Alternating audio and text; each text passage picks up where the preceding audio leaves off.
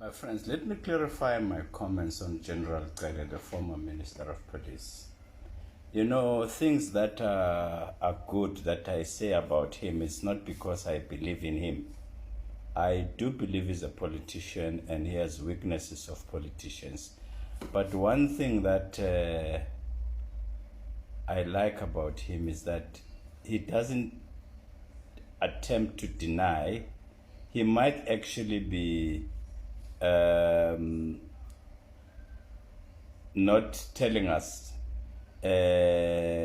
what we want to know openly, but he's not infallible. That's why he kept on saying General Mkhwanazi is a human being. So he is using that in a very in an intelligent way.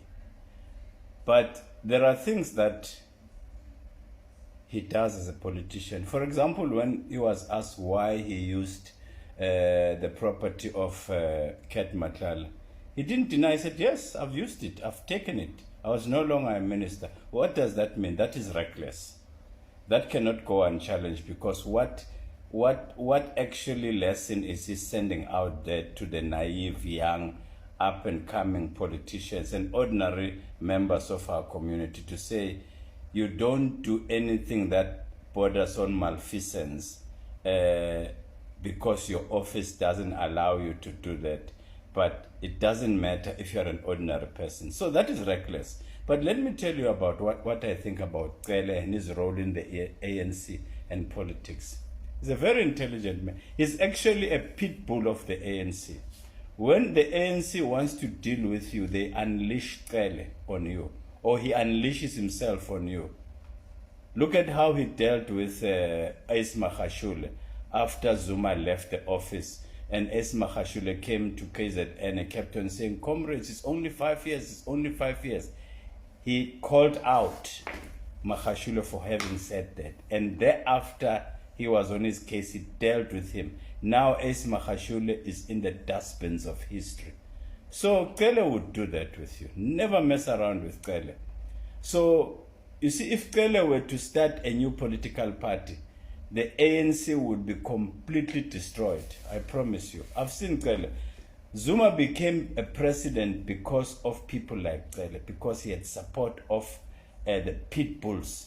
And I'm using so figuratively, the pitbulls of the ANC. There's an elite of the ANC that controls it, that not controlled in terms of selfish control, but they feel so passionate about the organization as a liberation movement that they can do anything to preserve that status, wrongly or rightly. That's Cele for you. I will post another video talking where I will tell you what I think of President Zuma.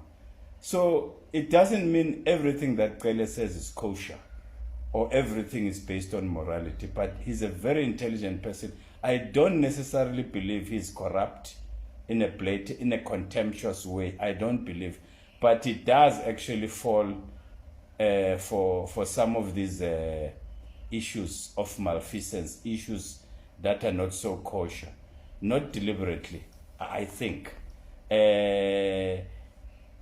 He's quite, I don't know how to describe it, but you see, when you live in a country that has made some things that are wrong a norm, you know, like stealing.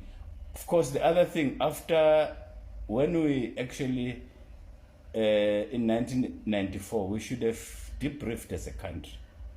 People should have been brought together and there should have been a campaign to inform people that we are no longer in the struggle. People must stop stealing, must stop robbing banks, must stop everything that they did in the name of the struggle. So Cele is the pitbull of the ANC. You see, as far as I am concerned, after that appearance in the ad hoc committee, this is the end of the Minister of Police, I promise you. If I were that brother, I would just resign. I would really resign. That's the end of his political career. I don't see him coming back. And Cele is part of that movement. Because the way he didn't just throw him under a bus. He threw him under the bus and he made sure that the bus drives all over him. So he's a powerful character within the ANC. He's a person, in fact, campaigns that the ANC wins is because of Cele. He's one of those few people who actually come across as a strong. Once he's got a lot of people who respect them, and he's an orator. He can actually hold the audience spellbound, even when he calls them inunu, which are monsters. That's Cele for you. Never mess. Having said so, I'm not his worshipper. I'll never be a worshipper of a politician.